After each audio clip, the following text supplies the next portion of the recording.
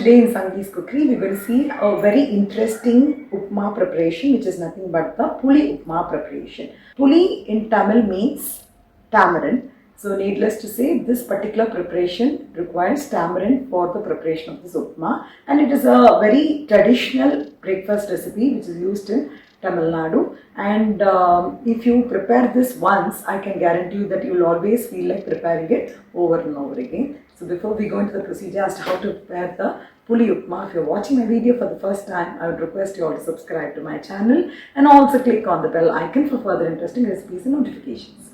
I've soaked some 11 to 12 red chillies, 1 big lemon sized tamarind, 2 tablespoons of jaggery, 1 tablespoon of the groundnuts, 1 tablespoon channa dal, 1 teaspoon haldi powder or the turmeric, salt as per taste, some fresh curry leaves, hing or the asafoetida around 1 teaspoon, gingelly oil around 3 tablespoons, 2 teaspoons of mustard seeds, 1 teaspoon of urad dal, 5 to 6 curd chilies. I've soaked raw rice for about 2 hours. I've actually soaked 1 big cup, this big cup of raw rice, soaked it for 2 hours. So in the mixie jar, I'm just going to add the soaked rice, adding the soaked red chillies. If you soak the red chillies, it will be easier to grind. So that is why I've soaked the red chillies. Along with that, I'm going to add the soaked tamarind pulp. I'm also going to add very little. This tamarind water itself we can add, or the soaked red chilli water, and grind it into a paste. This is the consistency. So it is not very fine, slightly coarse. I hope you can see the texture of the batter.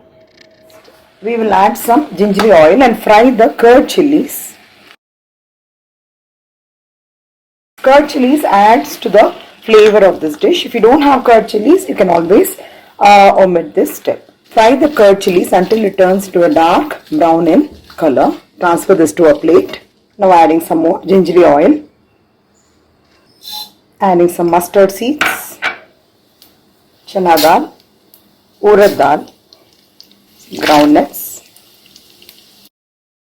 So the mustard seeds have begun to splutter. Adding the asafoetida, also adding the turmeric powder. I'm adding the curry leaves. Now I'm going to add the paste.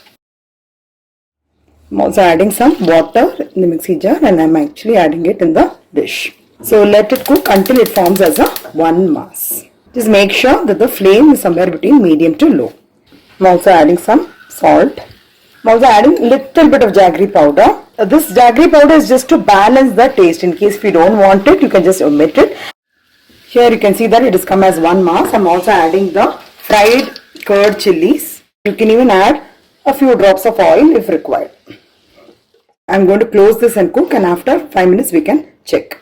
You can keep opening and checking for the consistency. You can actually mix it like this nicely every time you open the lid and check it.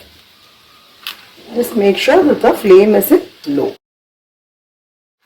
After 5 minutes, I'm again opening the lid and I'm checking. You need to break the lumps. Only then you will get a flaky kind of upma. Actually, this recipe was taught to me by my friend. Her name is Aishwarya. She lives in Chennai.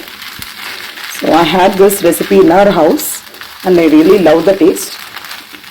From her only I came to know that this is one of the traditional recipes which is cooked by most of the grandmothers. And this usually they will like to have it along with coffee or as an evening snack. Just make sure that the flame is low so that you get a nice roasted effect. Just going to cook for another 5 more minutes. Just close it and I'll cook it. It's nicely cooked. You can see how nice it's come. You can see the roasted effect. See, I'll show you there.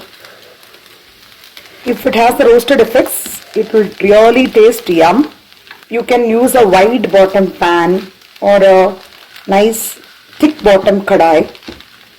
It's a very easy dish. All the ingredients in this particular dish are available at home itself. So you can prepare it very quickly any part of the day. If your kids are hungry from school, you can just finish this within 10 minutes of your time.